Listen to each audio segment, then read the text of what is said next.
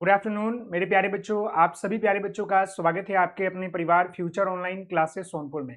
मेरे प्यारे बच्चे, मैं आपको बता दूं कि आज हम इस वीडियो में बिहार डीएलएड फर्स्ट ईयर सत्र 2025 से 27 के बच्चों के लिए पेपर आपका F5, जिसमें आप सभी लोगों को भाषा की समझ तथा आरंभिक भाषा विकास के बारे में जानना और पढ़ना है। इस पेपर का मैं आपको गेसिंग क्वेश्चन कराने वाला हूँ। इससे पहले हमने पेपर F4 तक करवा दिया है। आप लोग जरूर इस वीडियो को देखिए और बेहतर तरीके से तैयारी कीजिए। आपके एग्जाम नजदीक है तो आपको कहीं भी दिक्कत नहीं आएगी। मेरे प्यारे बच्चे, मैं आपको बता दूं, ये जो है आपका बिहार डीएलएड फर्स्ट ईयर सत्र 2025 से 27 का गेसिंग क्वेश्चन है, जहां पर ये आपका पेपर आपका F5 है, जहां पर भाषा की समझ तथा आरंभिक भाषा विकास के बारे में आपको जानना और पढ़ना है। मैं आपको बता दूं कि ये जो आपका पेपर F5 है मेरे प्यारे बच्चे, इसमें आपका टोटल जो है 3 यूनिट आपको पढ़ना है। इसमें आपको 3 यूनिट पढ़ना है और इसमें आपको केवल 35 नंबर का आपका बाहरी परीक्षा होता है। और अगर आपको इस 35 नंबर को बेहतर तरीके से प्राप्त करना है तो मैं आपको बता दूं कि आपको जो है ये सारे गेसिंग क्वेश्चन आपको काफी महत्वपूर्ण रहने वाला है और आपके एग्जाम में यहाँ से 90% सवाल आपको एग्जाम में देखने को मिलेगा। तो चलते हैं, यूनिट वाइज हम आपको बताएंगे, ज्यादा क्वेश्चन नहीं करवाएंगे, 15 से 20 ही क्वेश्चन हम आपको बताने वाला है। इससे बाहर आपको एग्जाम में नहीं देखने को मिलेगा। अगर आप इस प्रश्न को बेहतर तरीके से तैयारी कर लेते हैं तो आपका एग्जाम बेहतर जाएगा, ये मेरा पूरा वादा है। मेरे प्यारे बच्चे, हम सबसे पहले यूनिट 1 की बात करेंगे। तो यूनिट 1 में आप देखिएगा हमने आपको पढ़ाया भी है और ये पहला ही सवाल आपका इंपॉर्टेंट है जो एग्जाम में आपको देखने को मिलेगा कि भाषा को परिभाषित करें, भाषा की विशेषताओं को उदाहरण सहित समझाइए। आखिरकार लैंग्वेज क्या होता है? भाषा एक ऐसा माध्यम होता है जिसके द्वारा हम अपने विचारों और भावों को दूसरे के सामने प्रकट करते हैं, दिखाते हैं, दर्शाते हैं। साथ ही साथ दूसरे के भावों और विचारों को जानते हैं, समझते हैं, वो हमारा भाषा कहलाता है। भाषा की विशेषता बताएंगे तो भाषा का विशेषता हमारे जीवन में काफी महत्वपूर्ण है। हम अपने बातों को आदान प्रदान करने के लिए, दूसरों को बातों को समझने के लिए, हम अपने भावनाओं को शेयर करने के लिए, भाषा जो होता है एक विनिमय का साधन है, आदान प्रदान करने की एक प्रक्रिया है। तो इसके बारे में आप यहाँ पर लिख सकते हैं, उसका एग्जाम्पल बता सकते हैं। राम ने रावण से बोला या रावण ने राम को कहा, ऐसे कई तरह के एग्जाम्पल आप देख सकते हैं। तो ये आपका पहला प्रश्न है। दूसरा प्रश्न भी आपका इंपॉर्टेंट है और यहाँ से आपको प्रश्न एग्जाम में डायरेक्ट टू डायरेक्ट देखने को मिलेगा मेरे प्यारे बच्चे, जो मैं आपको यहाँ पर बता रहा हूँ। दूसरा सवाल यहाँ पर है, भाषा को परिभाषित करें, भाषा के अर्थ को निम्नलिखित संदर्भ में स्पष्ट करें। यानी भाषा क्या होता है? तो यह जो है एक प्रक्रिया है जिसके माध्यम से हम लोग आदान प्रदान करते हैं, विनिमय का माध्यम है। लेकिन यहां पर सवाल आपसे पूछा है कि भाषा को अर्थ के निम्नलिखित रूप में स्पष्ट करें। यानी भाषा तो समझ गए, लेकिन भाषा का जो अर्थ होता है वो निम्नलिखित रूपों में आपको स्पष्ट करना है। मैंने आपको पढ़ाया है कि प्रतीक के रूप में, यानी कि प्रतीक के वाचिक व्यवस्था के रूप में हम लोग भाषा का कैसे प्रयोग करते हैं। हम लोग देखते हैं कि कई ऐसे प्रकार की चीजें होते हैं, वस्तुओं होते हैं, जिसको हम लोग जो है क्या करते हैं, प्रतीक के माध्यम से रूप में क्या करते हैं, एक वाचिक रूप में व्यवस्था को प्रदर्शित कर देते हैं। यानी भाषा को हम लोग जो है प्रतीकों की वाचिक व्यवस्था के रूप में हम लोग परिवर्तित कर सकते हैं। ऊंट का मतलब भी कुछ मान लीजिए कि पर्वत है, तो उसको हम लोग पर्वत ना बोलकर कुछ अलग चीज वर्ड बोल देते हैं, तो वो भी इस तरह के हैं। साथ ही साथ समझ के माध्यम के रूप में कैसे है भाषा, जो है समझ के माध्यम के रूप में कैसे है। जब तक आप भाषा को सही तरीके से नहीं समझिएगा वो भाषा नहीं कहलाएगा। और भाषा जो होता है के माध्यम से ही क्या होता है, हमारे अंदर समझ की भावना विकसित होती है। जब कोई व्यक्ति जो होता है किसी चीज के बारे में बोलता है, पढ़ता है, समझता है, तब हमारे अंदर क्या होता है, वो समझ की विकसित भावना आती है। साथ ही साथ संप्रेषण के माध्यम के रूप में, यानी ये क्या होता है, बातचीत करने का माध्यम के रूप में हम लोग भाषा का कैसे प्रयोग करते हैं। तो हम लोग जानते हैं मेरे प्यारे बच्चे कि भाषा जो है क्या है, विनिमय का माध्यम है, जहां पर क्या होता है एक दूसरे लोग जो होते हैं आपस में बातचीत करते हैं। वही बात है कि भाषा जो है संप्रेषण के माध्यम के रूप में, ये मतलब ये होता है कि जब हम किसी व्यक्ति से बात करते हैं, विचार करते हैं, वो हमारा संप्रेषण कहलाता है। जब हम किसी चीज को जानते हैं, पढ़ते हैं, समझते हैं, वो हमारे समझ के रूप में कहलाता है। और जो हमारा जो है प्रतीकों की वाचिक व्यवस्था है, यानी किसी चीज को हम लोग जो है भाषा के माध्यम से ही डिनोट करते हैं, बताते हैं, समझाते हैं, वो हमारा वाचिक व्यवस्था के रूप में कहलाता है। तो ये आपका जो है भाषा का अर्थ है विभिन्न संदर्भ में। तो ये आपका सवाल जो है काफी महत्वपूर्ण आपके एग्जाम व्यू से रहने वाला है। आगे बढ़ते हैं। तो आगे भी हमने आपको बताया है, समझाया है। तो अगला सवाल यहां पर ध्यान दीजिएगा मेरे प्यारे बच्चे कि मानव भाषा और पशु पक्षियों, पेड़ पौधों के भाषा में अंतर उदाहरण देते हुए स्पष्ट करें। सबसे पहले तो मैंने आपको पढ़ाया है और बताया है मेरे प्यारे बच्चे कि मानव की जो भाषा होती है, जिसमें हम और एक दूसरे व्यक्ति से बातचीत करते हैं, जैसे मैं आपके सामने बता रहा हूं, आप मेरी भाषा को समझ रहे हैं, तो ये मानव भाषा होता है। उसी प्रकार पशु पक्षियों की भी भाषा होती है और पेड़ पौधों की भी भाषा होती है। अक्सर ऐसा देखा जाता है मेरे प्यारे बच्चे कि हम लोग जो है है जानवरों की भाषा को समझ लेते हैं। जब भी देखते हैं गाय को देखिए, भैंस को देखिए, बिल्ली को देखिए, जब भी वो रोता है, भूख लगता है, चिल्लाता है, तो हम लोग जो है मानो अपने अंतर्दृष्टि से समझ लेते हैं कि उसको भूख लगा है, उसको चोट लगा है। पेड़ पौधों की भी भाषा होती है। पेड़ पौधे भी जो होते हैं अपना रुख बदलते हैं मौसम के अनुसार, या कुछ ऐसे संदर्भ करते हैं, तो इससे पता चल जाता है कि हाँ भाई पेड़ पौधों की दिक्कत है या परेशानी है। तो कहने का मतलब है कि मानव भाषा, पशु पक्षी, पेड़ पौधों की भाषा होती है। देखते हैं जब एक बंदर जो होता है मतलब पेड़ पर चढ़कर म्याऊं में बोलना शुरू कर देता है तो उससे कुछ खतरा का एहसास होने लगता है, या कुत्ता जो होता है भाव भाव करता है तो उससे भी कुछ एहसास होता है, या किसी चक्कर लगाना शुरू कर देता है। एक भौरे को देखिएगा, एक मधुमक्खी को देखिएगा, जहां उसको शहद मिलता है वहां पर नाचना शुरू कर देता है, अन्य मक्खियों को भी बुला लेता है। तितली को देखिएगा, जहां रस मिलता है वहां पर वो नाचना शुरू कर देगा, वहां पर हजार तितली आ जाएगा। तो कहने का मतलब है कि उनकी वो भाषा होती है। मनुष्य जो होता है पेड़ पौधे पशु पक्षियों की भाषा को संपूर्ण रूप से नहीं समझ पाती है, लेकिन कुछ हद तक समझ लेती है। ऐसे मानव भाषा तो आप जानते हैं विनिमय का माध्यम है, जहां पर एक दूसरे की भावनाओं को, विचारों को समझते हैं, जानते हैं और बोलते हैं। अगला सवाल कि भाषा की नियमबद्ध व्यवस्था को उदाहरण देते हुए समझाइए। ध्वनि संरचना, शब्द संरचना, वाक्य संरचना, संवाद संरचना के आधार पर। यानी देखिएगा भाषा को हम लोग जो है नियमबद्ध व्यवस्था से सीखते हैं। ऐसे में भाषा को सीखने की बात कर लेंगे तो हिंदी में आपका आता है सुबोपाली। सुबोपाली यानी सुनना, सुनना, फिर आपका क्या आता है मेरे प्यारे बच्चे, बोलना, फिर आपका आता है पढ़ना, और तब जाके आता है क्या मेरे प्यारे बच्चे, लिखना। तो ये क्या है आपका 4 बेसिक स्किल्स होता है किसी भी भाषा को समझने और जानने और बोलने के लिए।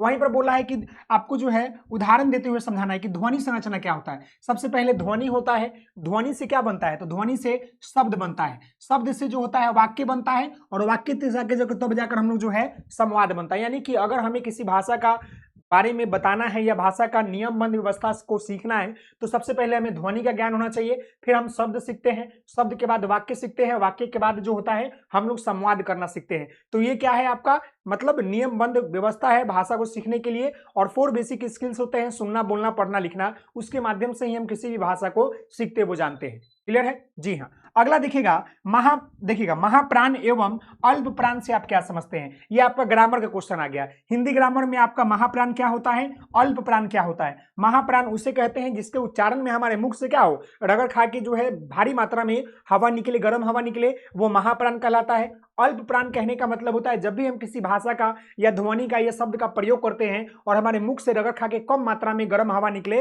वो हमारा अल्प प्राण कहलाता है। तो इसके बारे में आप लिख लीजिएगा, एग्जाम्पल दे दीजिएगा।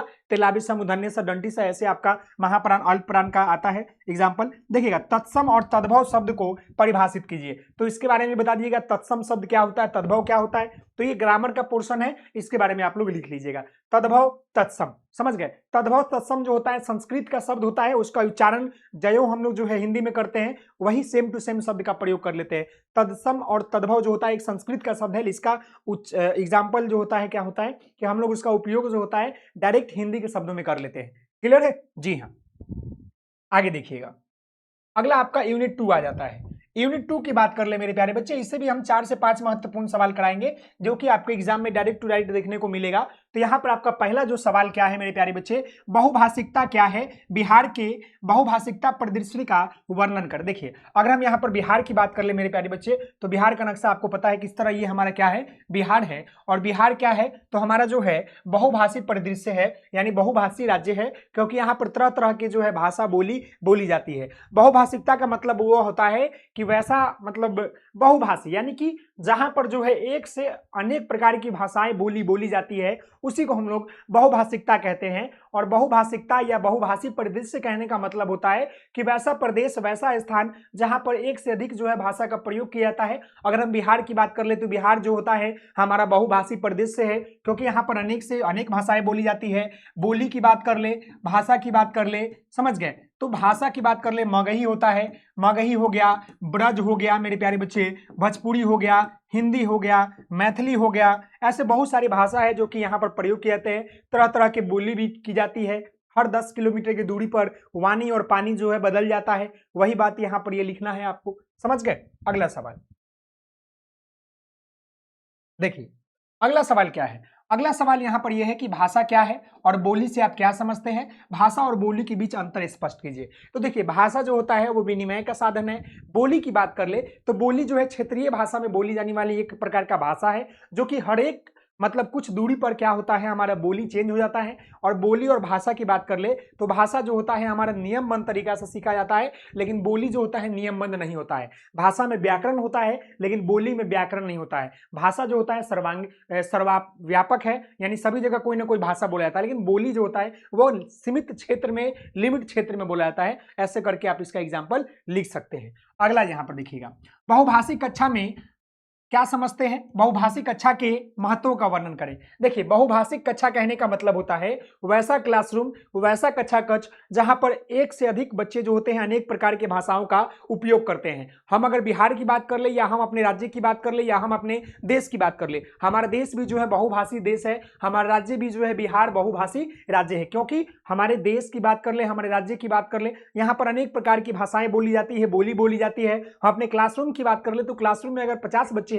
तो उन 50 बच्चों की भी अपनी अपनी मातृभाषा है, अपनी अपनी बोली है, अपनी अपनी क्षेत्रीय भाषा है, अपनी अपनी जो है एजुकेशनल भाषा है। तो कहने का मतलब है कि जो ये बहुभाषिक कक्षा होता है वो हमारे बच्चों को भाषा सीखने में या बच्चों को ज्ञान देने में काफी मददगार होता है। हम बच्चों के भाषा को ही आधार बनाकर हम उसे अग्रसर करते हैं अन्य भाषाओं को सीखने के लिए। साथ ही साथ जो बहुभाषिक कक्षा का महत्व है वह यह है कि बच्चे जो होते हैं बहुभाषी परिदृश्य के अंतर्गत से आते हैं और बहुभाषिक कक्षा में एक दूसरे के भाषा को समझते हैं, जिससे उनका भाषाई क्षमता का विकास जो होता है काफी तीव्र होता है और जल्दी से वो भाषा को ग्रहण कर लेते हैं। और शिक्षक भी जो होता है उन भाषाओं को आधार बनाकर अन्य भाषाओं जैसे हिंदी अंग्रेजी की तरफ अग्रसर करते हैं, ताकि बच्चे जो है उन भाषाओं के अलावा भी अंग्रेजी और हिंदी को सीख सके, जिनके माध्यम से वो एजुकेशन को प्राप्त कर सके। अगला है, भारतीय संविधान की 8वीं अनुसूची क्या है तथा इनका जो है क्या महत्व है। भारतीय संविधान की 8वीं अनुसूची में वर्णित भाषाओं को नाम लिखिए। देखिए, 8वीं अनुसूची में जो है भाषा को लेकर जिक्र किया गया है,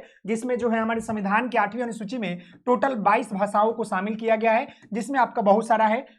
आपका जो है भाषा है नागपुरी है, सिंधु है, संथाली है, तो ऐसे हिंदी है, ऐसे आपको भाषाओं को बताना है। तमिल है, समझ गए। टोटल 22 भाषाएं हैं। तो मैं आपको बता दूं कि भारतीय संविधान की 8वीं अनुसूची में 22 भाषाओं को जो है क्या किया गया है, सम्मिलित किया गया है और उसका महत्व जो है पूरे देश में दिया गया है। हमारे भारतीय संविधान की जो भाषा को लेकर संशोधित हुए उसमें जो है इन भाषाओं को शामिल किया गया और इसके बारे में आपको यहाँ पर लिखना है। जब हम आपको बताएंगे, यूनिट पढ़ाएंगे तो आपको समझ में आ जाएगा। अनुच्छेद 351 में वर्णित भाषाओं को प्रावधान का वर्णित कीजिए। देखिए, अनुच्छेद 351 में वर्णित भाषा ये कहता है कि हम बच्चों को जो है क्या करें कि उनको शिक्षा जो है उनके मातृभाषा को जोड़कर दे और उनको अन्य भाषाओं की तरफ अग्रसर करें। यानी अनुच्छेद 351 के तहत वर्णित भाषाओं का निर्माण के तहत जो है बोला गया है कि वर्णित भाषा का प्रावधान का वर्णन करें। तो अनुच्छेद 351 ये कहता है कि हम बच्चों को मातृभाषा को शिक्षा के साथ साथ उनको अन्य भाषाओं की तरफ या अंग्रेजी में या हिंदी भाषा को जो है आगे करने का प्रयास करें, लेकिन आधार जो है उनका मातृभाषीय और क्षेत्रीय भाषा को ही कहा गया है। तो ये अभी मैंने आपको नहीं पढ़ाया है, जब हम आपको पढ़ाएंगे तो इसके बारे में बता देंगे। अब हम यूनिट 3 की बात करते हैं। तो यूनिट 3 से भी आपको एग्जाम में डायरेक्ट टू डायरेक्ट सवाल देखने को मिलेगा, जहां पर पहला सवाल है, बच्चे भाषा कैसे सीखते हैं। स्किनर, चोमस्की और वाइगोत्स्की और जीन पियाजे के विचारों के संदर्भ में उदाहरण द्वारा स्पष्ट करें। देखिए, बच्चे जो होते हैं भाषा अनुकरण के माध्यम से, नकल करके, जान करके, अपने समाज के माध्यम से, बचपन से जन्मजात क्षमताओं के माध्यम से सीखते हैं। तो यहाँ पर विभिन्न जो है क्या है, मनोवैज्ञानिक वैज्ञानिक का नाम दिया गया है। जैसे आपका स्किनर के अनुसार देख करके, नकल करके, चोमस्की के अनुसार, वाइगोत्स्की के अनुसार, पियाजे के अनुसार, इन सभी चीजों के अनुसार जो है बच्चे भाषा कैसे सीखते हैं इनके बारे में बताया गया। स्किनर का कहना था कि सामाजिक अनुसार सीखते हैं। चोमस्की का मतलब मानना था कि बच्चे जन्मजात क्षमता को लेकर जन्म लेते हैं। वाइगोत्स्की मानते थे कि नकल करके समाज के माध्यम से सीखते थे। पियाजे का मानना था कि जैसे जैसे बच्चों का उम्र बढ़ता है वैसे बच्चे जो होते हैं अनुकरण करके, नकल करके समाज से वो सीखते हैं। तो सब लोग अपना अपना विचार दिए थे, इसके बारे में आपको लिखना है। लेकिन ऐसे जान लीजिए कि बच्चे का भाषा विकास जो होता है वो नकल करके, देख करके, सुन करके, कार्य को कर करके, समाज से, माता पिता से अनुकरण करके, साथ ही साथ जन्मजात क्षमता के माध्यम से ही सीखते हैं। क्लियर है? जी हाँ। अगला सवाल यहाँ है, पियाजे और स्किनर के अनुसार बच्चे भाषा कैसे सीखते हैं। तो पियाजे का मानना था बच्चे जैसे जैसे जन्म लेते हैं वैसे वैसे उनका उम्र बढ़ता है, वैसे वैसे बच्चे जो होते हैं अपने समाज में लोगों के साथ मिलते हैं, जुलते हैं, बातचीत विचार करते हैं। तो उनका नकल करके, जान करके, सुन करके सीखते हैं। वहीं पर स्किनर का मानना था कि सामाजिक अंतःक्रिया के माध्यम से सीखते हैं। बालक जब समाज में जाते हैं, खेलते हैं, कूदते हैं, एक दूसरे से बातचीत करते हैं, उनकी बातों को सुनते हैं, समझते हैं, तब जाकर जो है बच्चे भाषा सीखते हैं। तो इसके बारे में आप लिख लीजिएगा। अगला है भाषा अर्जित करने और भाषा सीखने में क्या अंतर है। देखिए, भाषा अर्जित करना और भाषा सीखने में मतलब कि आपका अंतर है। भाषा अर्जित करने का मतलब होता है कि बालक के पास जो होता है अर्जन की क्षमता होता है, और भाषा सीखने के लिए बच्चों को भाषा के क्रमबद्ध नियम को सीखना पड़ता है। सुबोपाली, सुनना, बोलना, पढ़ना, लिखना, पहले ध्वनि, शब्द, वाक्य और संवाद। यानी कहने का मतलब है कि भाषा के पास जो होता है अर्जित करने की जन्मजात क्षमता होती है। बच्चा जब जन्म लेता है तो एक्विजिशन डिवाइस के माध्यम से वह दूसरों को देख करके, नकल करके, सुन करके, समझ करके भाषा को जानता है। वहीं पर भाषा को सीखने के लिए उनको व्याकरण, भाषा के क्रमबद्ध नियम, तो ध्वनि, शब्द, संरचना इत्यादि चीजों के बारे में सीखेंगे, तब जाकर वो सीखेंगे। अगला है विद्यालयों में मातृभाषा में प्रारंभिक शिक्षा देने का क्या महत्व है, चर्चा करें। बच्चों को विद्यालय में मातृभाषा शिक्षा देने का महत्व जो है काफी महत्वपूर्ण है, क्योंकि हम सभी लोग जानते हैं जब बच्चा विद्यालय आता है सर्वप्रथम तो वो अपने मातृभाषा को लेकर ही आता है। जब बच्चे जन्म लेते हैं, जन्म लेने के बाद वो अपने माता पिता के साथ जो है समय को व्यतीत करते हैं, अपने समाज में रहते हैं, तो वहां पर सबसे पहले वो माँ के साथ ज्यादा समय व्यतीत करते हैं, जिसके माध्यम से वो अपने माता पिता की भाषा को जल्दी सीखते हैं। और उन्हीं भाषा को लेकर प्रारंभिक विद्यालय में बच्चे आते हैं, तो एक शिक्षक का कर्तव्य बनता है कि उनकी मातृभाषा को महत्व दे, और उस मातृभाषा के माध्यम से ही बच्चों को क्या करे कि अन्य भाषाओं की तरफ अग्रसर दे। और जब आप बच्चों को मातृभाषा में शिक्षा देंगे तो बच्चे जो है बेहतर तरीके से सीखते हैं, और उनको भाषा सीखने में किसी प्रकार की कोई समस्या या दिक्कत नहीं आती है। तो हमें हमेशा बच्चों को मातृभाषा का महत्व देना चाहिए, और हमें अग्रसर करना चाहिए कि हम मातृभाषा को जोड़कर उन्हें अन्य भाषाओं की तरफ ले चलें। क्लियर है? जी हाँ मेरे प्यारे बच्चे। अगला देखिएगा।